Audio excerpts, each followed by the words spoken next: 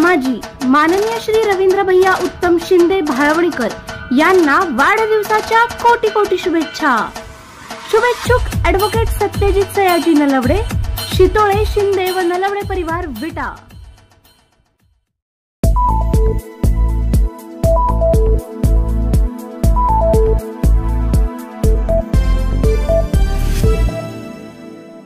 आमदार सुहास बाबर व वैभव पाटील यांनी केलेल्या सत्काराची सर्वत्र चर्चा।